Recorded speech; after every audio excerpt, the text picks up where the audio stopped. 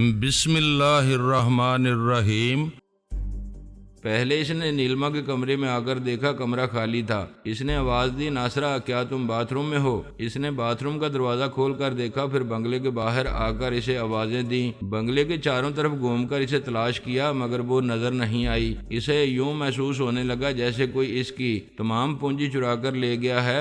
پھر وہ خود کو تسلیاں بھی دے رہا تھا کہ اس کی زہریلی محبوبہ نیند کی حالت میں چلتی ہوئی بنگلے کے احاطے کے باہر چلی گئی ہے۔ احاطے کا گیٹ بھی کھلا ہوا تھا۔ وہ فوراً ہی کار میں بیٹھ کر اسے ڈرائیو کرتا ہوا آس پاس کی اسٹریٹ میں گیا۔ پورے باندرا ہل کی ایک ایک گلی اور راستے پر دیکھا، وہ نظر نہیں آئی۔ اس نے اسٹیئرنگ پر گھونسا مارتے ہوئے کہا، کہاں گئی میری ٹیلی پیتھی؟ ہے بھگوان تھوڑی دیر کے لیے میری خیال خوانی کی صلاحیت لوٹ آئے اور میں اپنی ناصرہ کے دماغ میں پہنچ کر معلوم کر لوں کہ وہ کہاں ہے۔ بھگوان سے پرارتھنا کرنے سے ٹیلی پیتھی کا علم واپس نہیں آ سکتا تھا۔ دل نے کہا شاید وہ نیند سے چونک کر بنگلے میں واپس آ گئی ہے۔ وہ واقعی اس کے لیے ایک سرمایہ تھی۔ اسے یقین تھا کہ زہریلی محبوبہ کی خیال خوانی کی صلاحیتیں خواب کی حالت میں نہیں بلکہ عالم بیداری میں واپس آ جائیں گی۔ پھر وہ اس کے ذریعے تمام دشمنوں پر سبقت حاصل کر لے گا۔ وہ بنگلے میں واپس آیا اور مایوس ہو گیا۔ اس کے دماغ میں یہ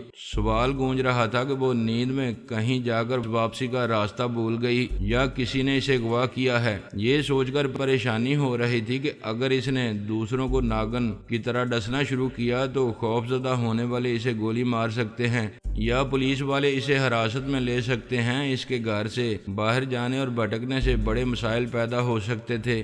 ثانی اور پارس نے نیلما کو اپنی رہائش گاہ میں لے جا کر ایک بستر پر لٹا دیا تھا۔ پھر ثانی نے ٹیلی پیتھی کے ذریعے اسے سلا کر تنویمی عمل کے ذریعے اس کے بارے میں معلومات حاصل کرنے کی کوششیں کیں، لیکن زہر کے اثر نے اس کی پچھلی زندگی بھلا دی تھی۔ فی الحال ثانی نے اسے اپنی معمولہ اور تابع دار بنا لیا۔ اس کے ذہن میں یہ بات نقش کر دی کہ وہ ہمیشہ ثانی اور پارس سے ایک ہاتھ دور رہے گی اور انہیں زہر سے ہلاک کرنے کا خیال بھی دل میں نہیں لائے گی۔ پرائی سوچ کی لہروں کو کبھی دماغ میں نہیں آنے دے گی۔ اگر حالات موافق رہے تو ہر دوسرے تیسرے دن اس پر تنویمی عمل کر کے اس کی یادداشت واپس لائی جائے گی۔ ایسی چند اہم باتیں اس کے دماغ میں نقش کر کے اسے تنویمی نیند سونے کے لیے چھوڑ دیا گیا۔ ثانی نے اس کے دماغ سے یہ تمام تفصیلات معلوم کر لی تھیں کہ وہ اب تک پورس کے ساتھ کیسی زندگی گزارتی رہی ہے۔ اس کے موجودہ فون نمبر بھی معلوم کر لیا۔ پھر ثانی نے ریسیور اٹھا کر پورس کے نمبر ڈائل کیے۔ رابطہ ہونے پر اس کی آواز سنائی دی۔ ثانی نے نیلما کی آواز اور لہجے میں کہا، پورس میں بول رہی ہوں۔ اس نے جلدی سے پوچھا، تم کہاں ہو؟ میں تو یہی ہوں جہاں تم چھوڑ کر گئے تھے اور مجھ سے کہا تھا کہ 1 گھنٹے کے بعد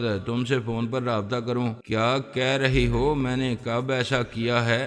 پھر میں اپنا بنگلہ چھوڑ کر تمہیں کسی دوسری جگہ کیوں چھوڑ کر آؤں گا؟ پورس تمہیں کیا ہو گیا ہے؟ ابھی 1 گھنٹہ پہلے مجھے اس مکان میں لے کر آئے۔ اس کے تمام کھڑکیاں اور دروازے باہر سے بند ہیں۔ تم نے جاتے وقت باہر والے دروازے پر بھی تالا لگا دیا۔ تم کہہ رہے تھے کہ میری جان کو خطرہ ہے اس لیے ایسا کر رہے ہو۔ وہ بولا، اوہ گاڈ، اب میری سمجھ میں آ رہا ہے پارس تمہارے ساتھ ایسی حرکتیں کر رہا ہے اور تم سمجھ رہی ہو کہ وہ میں ہوں۔ کیا تمہیں یاد نہیں ہے میں نے اچھی طرح تفصیل سے پارس کے بارے میں تمہیں بتایا تھا؟ ہاں مجھے یاد ہے، مگر میں کیسے سمجھ سکتی تھی کہ وہ تم تھے یا پارس تھا؟ وہ تو بالکل تمہاری طرح تھا اور تمہاری طرح بولتا تھا۔ کسی طرح معلوم کرو تمہیں کہاں قید کیا گیا ہے، میں فوراً تمہارے پاس آؤں گا اور تمہیں لے جاؤں گا۔ تم لینے آؤ گے تو کیسے یقین کروں گی کہ تم پورس ہو یا پارس؟ پھر پورس بن کر یہاں سے دوسری جگہ لے جا سکتا ہے۔ میں اپنی نشانیاں بتا رہا ہوں، بلیک پینٹ اور یلو شرٹ میں رہوں گا اور تمہیں جانے من کہوں گا۔ کیوں اپنی نشانی بتا رہے ہو؟ دوسرے کمرے میں ایک ہی کنیکشن کا فون ہے، ہو سکتا ہے کوئی سن رہا ہو۔ کیا مصیبت ہے؟ دروازے اور کھڑکیاں کو پیٹنا اور شور مچانا شروع کرو، آس پاس کے لوگ تمہاری مدد کے لیے آئیں گے۔ تم ہولڈ کرو، میں ابھی دروازے کو پیٹنا شروع کرتی ہوں۔ ثانی نے ریسیور ایک طرف رکھ دیا، پھر چند سیکنڈ کے بعد ایک زور کی چیخ ماری۔ اس کے بعد ریسیور اٹھا کر کراہتے ہوئے بولی، ہائے میں مر گئی۔ دروازے کو پیٹنے گئی مگر اسے ہاتھ لگاتے ہی زور کا بجلی کا جھٹکا لگا۔ میری تو جیسے جان ہی نکل گئی۔ میں تمہارے مشورے پر عمل کروں گی تو مر جاؤں گی۔ میرے چیخنے پر بھی باہر سے کوئی نہیں بول رہا ہے، میں کیا کروں؟ میں خود سوچ رہا ہوں کہ میں کیا کروں۔ ناصرہ تم میری جان ہو، میں تمہیں ڈھونڈ نکالوں گا۔ اگر پارس آئے تو اس سے کہو مجھ سے بات کرے، مرد ہے تو مرد سے مقابلہ کرے، عورت کو اغوا نہ کرے۔ مگر پورس تم نے مجھے بتایا تھا کہ ایک بار تم بھی پارس کی محبوبہ بلی ڈونا کو اس سے چھین کر لے گئے تھے۔ کسی کی عورت کو چھین کر لے جانے کی پہل تم نے کی تھی، اب میں پارس کو کیا تانے دوں؟ ہاں میں مانتا ہوں دشمنی میں ایسا ہوتا ہے، مردوں کی دشمنی میں ایسا کیوں ہوتا ہے؟ عورتوں کی خرابی ہوتی ہے۔ اگر پارس رات کو پورس بن کر آئے گا تو میرا رنگ و روپ اور حسن و شباب جو تمہارے لیے ہے اس کا کباڑہ کر دے گا، اور میں یہی سمجھتی رہوں گی کہ تمہاری امانت ہوں، خود کو تمہارے حوالے کر رہی ہوں۔ ایسی باتیں نہ کرو، مجھے غصہ آ رہا ہے۔ ایک بار پارس سامنے آ جائے تو میں اسے زندہ نہیں چھوڑوں گا۔ تم اسے مارنے کی نہیں، میری عزت بچانے کی بات کرو۔ وہ دونوں ہاتھوں سے سر تھام کر سوچنے لگا۔ ریسیور چہرے کے سامنے پڑا ہوا تھا۔ وہ بڑبڑایا، پارس آج تیرا ہے کل میرا ہوگا۔ بھگوان کی سوگند تیرا پورا خاندان دیکھے گا کہ جوڑ کا توڑ کیسے ہوتا ہے۔ پورس ریسیور کان سے لگائے زیر لب بڑبڑانے کے انداز میں قسم کھا رہا تھا کہ پارس کے حملے کا منہ توڑ جواب دے گا۔ دوسری طرف ثانی کان سے ریسیور لگائے ناصرہ کے لب و لہجے میں بول رہی تھی۔ اس نے کہا، پورس مجھے یقین نہیں آ رہا تھا کہ پارس مجھے اغوا کر کے یہاں لایا ہے، لیکن تمہاری باتیں اور پریشانی یقین دلا رہی ہے۔ دروازے اور کھڑکیوں کو باہر سے بند کر کے کچھ ایسا انتظام کیا گیا ہے کہ انہیں چھونے سے کرنٹ لگتا ہے۔ اس طرح تو کوئی دشمن ہی قید کر سکتا ہے۔ یقیناً پارس نے مجھے یہاں قید کیا ہے۔ کیا تم کسی طرح میرا سراغ نہیں لگا سکتے؟ یہی میں سوچ رہا ہوں، کس طرح تمہارا سراغ لگاؤں؟ ایسا کرو کہ ابھی فون بند کرو، آدھے گھنٹے کے بعد رابطہ کرنا، میں جب تک کوئی تدبیر سوچوں گا۔ ثانی نے بڑی آہستگی سے کہا، ٹھہرو، ابھی فون بند نہ کرنا۔ اس نے پوچھا، کیا بات ہے؟ میں دروازے پر ہلکی ہلکی آواز سن رہی ہوں، شاید وہ آ رہا ہے۔ ٹھیک ہے، وہ آئے تو اس سے کہنا کہ مجھ سے بات کرے۔ اس کمرے کا دروازہ کھل گیا۔ پارس نے اندر آ کر اسے بند کر دیا۔ ثانی نے اسے مسکرا کر دیکھا، پھر خوفزدہ ہونے کے انداز میں بولی، تم میرے پورس نہیں ہو؟ تم نے کہا تھا کہ میں بنگلے کے نمبر پر فون کروں، اتنی دیر سے فون پر اپنے پورس سے باتیں کر رہی ہو۔ پارس نے کہا، تم دھوکہ کھا رہی ہو۔ بے شک میں نے بنگلے کے نمبر پر فون کرنے کے لیے کہا تھا۔ میرا خیال تھا کہ میں 1 گھنٹے میں اپنے بنگلے میں پہنچ جاؤں گا، رابطہ کرو گی تو تم سے بات کروں گا، لیکن میں بنگلے تک نہ جا سکا۔ راستے میں میرا پیٹ خراب ہو گیا، مجھے ایک پبلک ٹوائلٹ میں جانا پڑا۔ پھر میں نے سوچا دیر ہو چکی ہے، تم فون کرو گی اور میں بنگلے میں نہیں ملوں گا تو پریشان ہو جاؤ گی، اس لیے میں واپس آ گیا۔ تم یہاں آ گئے ہو تو پھر بنگلے میں مجھ سے کون باتیں کر رہا ہے؟ وہ کہہ رہا ہے کہ میرا پورس ہے اور مجھے یقین ہے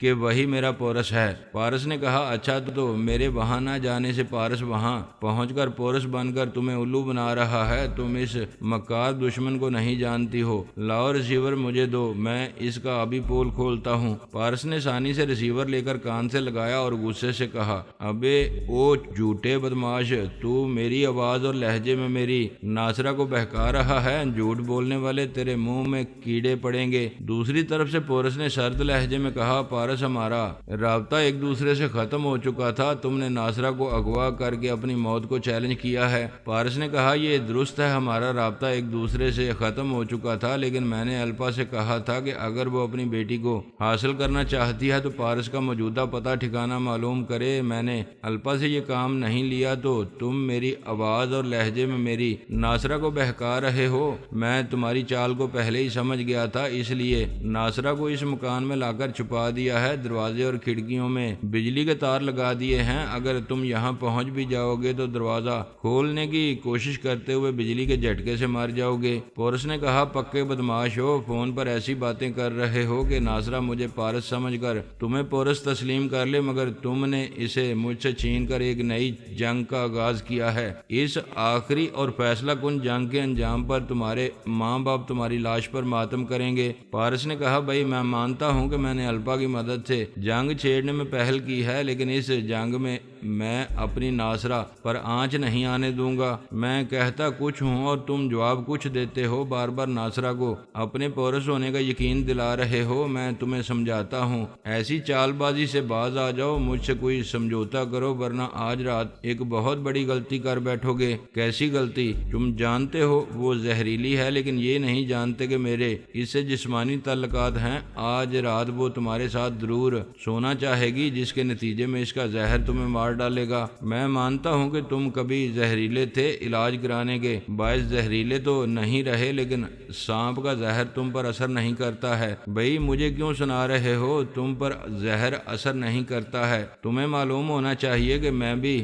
اپنی ناصرہ کے زہر کا عادی ہو گیا ہوں۔ پورس واقعی بھول گیا تھا کہ ماضی میں پارس خطرناک حد تک زہریلا بن گیا تھا، اب ویسا خطرناک نہیں تھا، لیکن ناصرہ کا زہر اس پر اثر نہیں کر سکتا تھا۔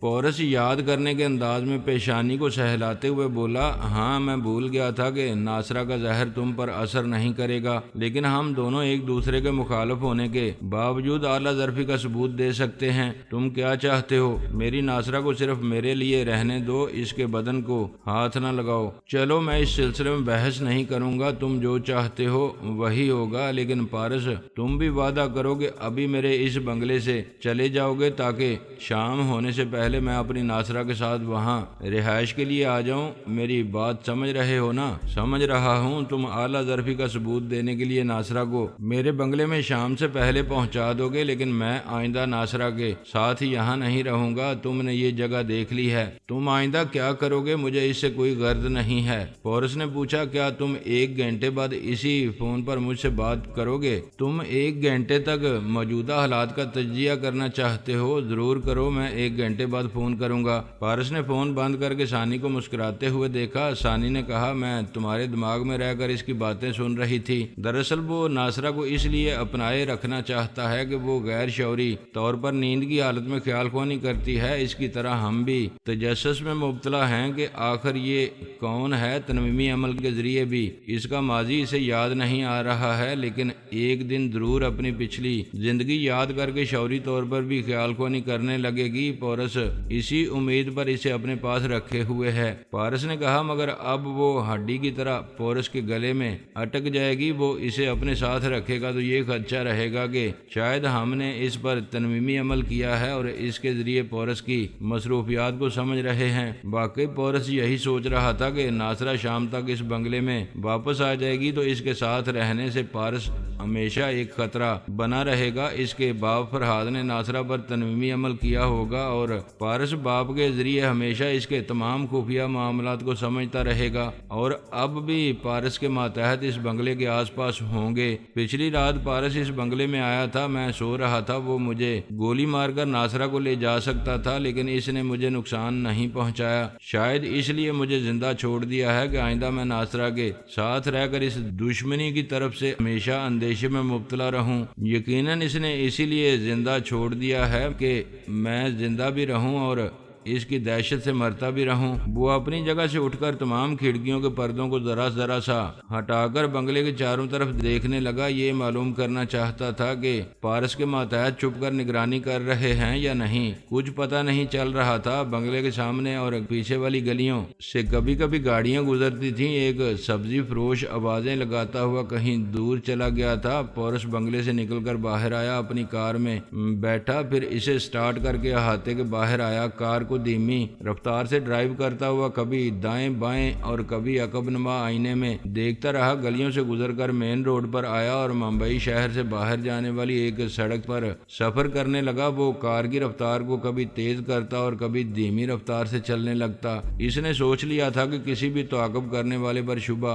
ہوگا تو وہ واپس پلٹ کر اس سے نمٹ لے گا، لیکن کوئی تعاقب میں نظر نہیں آ رہا تھا۔ 400 کلومیٹر فاصلہ طے کرنے کے بعد اس نے ایک چھوٹے سے گاؤں کے ڈھابے کے سامنے کار روکی۔ وہاں کھانا کھانے اور چائے پینے کے بہانے رک کر آتی جاتی گاڑیوں کو دیکھنے لگا۔ وہ ہائی وے نہیں تھا، اس لیے گاڑیاں کم تعداد میں گزرتی ہوئی دکھائی دیتی تھیں۔ ان میں سے کوئی ایسی نہیں تھی جس پر اسے شبہ ہوتا۔ اس نے کھانے کے بعد کار میں آ کر مزید چند کلومیٹر کا سفر کیا، پھر ایک کچے راستے پر مڑ گیا۔ اس راستے پر دھول اڑتی رہی اور گاڑی آگے بڑھتی رہی۔ پھر اس نے ایک جگہ کار روک دی آگے حد نظر تک سوکھے کھیت تھے، وہ دور تک پیدل جا کر بڑی آسانی سے تعاقب کرنے والوں کو دیکھ سکتا تھا۔ جو بھی اس کے پیچھے آتا اسے بھی کھیتوں پر پیدل چلنا پڑتا۔ اس طرح وہ کئی کلومیٹر تک چلتے چلتے ایک گاؤں میں پہنچ گیا۔ شام کے سائے گہرے ہو گئے تھے، رات ہو رہی تھی۔ یہ اچھی طرح اطمینان ہو گیا تھا کہ کوئی اس کے تعاقب میں نہیں ہے۔ اس نے فیصلہ کر لیا کہ وہ رات اسی گاؤں میں گزارے گا۔ پرسکون زندگی راس نہیں آئی تھی۔ وہ پارس سے دور ناصرہ کے ساتھ آرام سے تھا۔ جو بھی چھوٹے بڑے مسائل پیش آتے وہ انہیں بآسانی حل کر لیتا۔ یہ خیال کبھی کبھی آتا تھا کہ پارس کہاں ہوگا، کیا کر رہا ہوگا، کیا وہ جانتا ہوگا کہ پارس ایک زہریلی حسینہ کے ساتھ ہے، کیا پارس تجسس میں مبتلا ہو کر اپنے ذرائع سے معلوم کر رہا ہوگا کہ وہ زہریلی حسینہ کون ہے۔ عقل سمجھاتی تھی کہ پارس سے ہمیشہ مخالفت رہی ہے، ایسے مخالف سے بے خبر نہیں رہنا چاہیے۔ یہی سوچ کر اس نے الپا سے کہا تھا کہ کسی طرح وہ پارس کا پتہ ٹھکانہ معلوم کرے۔ الپا تو معلوم نہ کر سکی، لیکن حالات ایسے پیش آئے کہ نیلما خوابیدہ رہ کر خیال خوانی کرتی ہوئی اسے پارس کی خفیہ رہائش گاہ تک لے آئی، جس کے نتیجے میں پارس نے اپنے مخالف کو کوئی جسمانی نقصان تو نہیں پہنچایا، البتہ نیلما کو اغوا کر کے اسے اندیشوں اور ذہنی پریشانیوں میں مبتلا کر دیا۔ اس چھوٹے سے گاؤں میں اسے رات گزارنے کے لیے ایک کچے مکان کا کمرہ مل گیا تھا۔ اس نے مکان والے کو 1000 روپے دیے تھے، جو اس غریب کے لیے بہت زیادہ تھے۔ انہوں نے اسے کھانا بھی کھلایا اور سونے کے لیے ایک چارپائی بھی دی۔ اس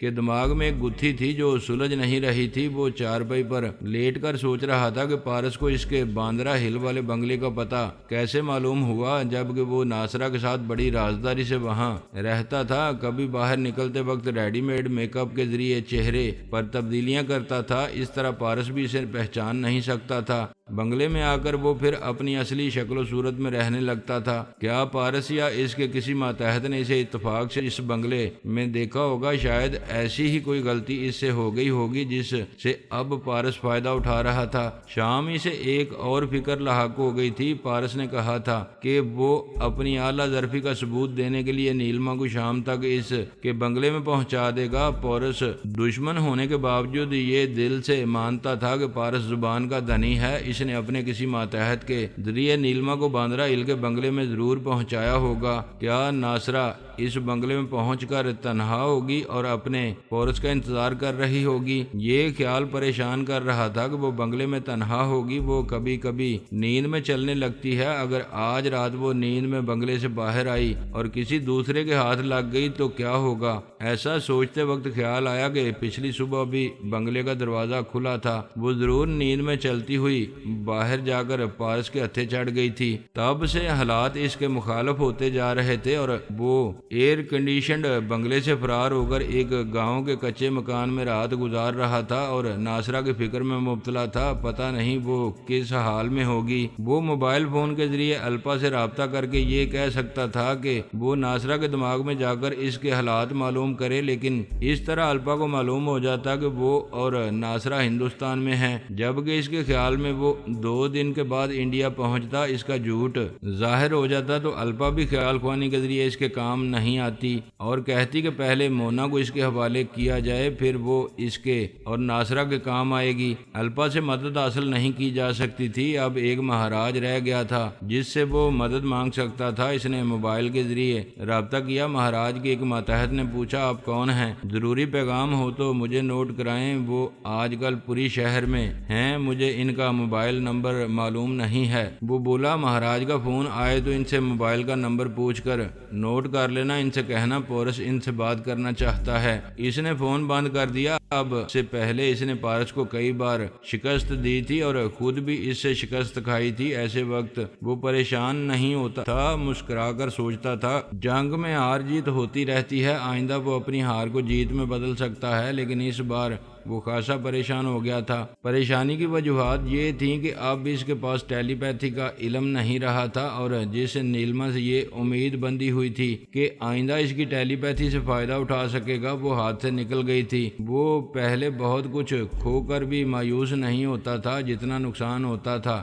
آئندہ اس سے زیادہ بہت کچھ حاصل کر لیتا تھا اور دشمنوں کو کرب و اذیت میں مبتلا کر دیتا تھا۔ اب ایک نئی بات اس کی سمجھ میں آئی۔ وہ حیران کن بات یہ تھی تھی کہ وہ نیلما کے زہر کا عادی ہو رہا تھا، جیسے کوئی افیون، چرس، ہیروئن اور شراب وغیرہ کا رفتہ رفتہ عادی ہو جاتا ہے، اور جب اسے چھوڑنا چاہتا ہے تو پتہ چلتا ہے کہ نشہ اس پر غالب آ چکا ہے۔ اگر اس نے عادت کے مطابق نشہ نہ کیا تو ناقابل بیان کرب میں مبتلا ہو جائے گا۔ پورس بھی نیلما کے دور ہونے کے بعد محسوس کر رہا تھا کہ وہ کچھ اب نارمل ہو گیا ہے۔ اسے پارس سے شکست کھانے کا قطعی افسوس نہیں تھا، وہ ہار کو جیت میں بدلنے کی صلاحیتیں رکھتا تھا، لیکن نیلما سے محروم ہو کر وہ نشہ کرنے والوں کی طرح بے چینی محسوس کر رہا تھا۔ اس حسینہ کے منہ پر ٹیپ چپکانے کے باوجود جسمانی تعلقات کے دوران میں زہر کی جو خوراک اسے حاصل ہوتی تھی وہ رنگین اور زہریلے لمحات اس کی زندگی میں پھر کبھی آئیں گے یا نہیں، یہی سوال اسے پریشان کر رہا تھا، اور اس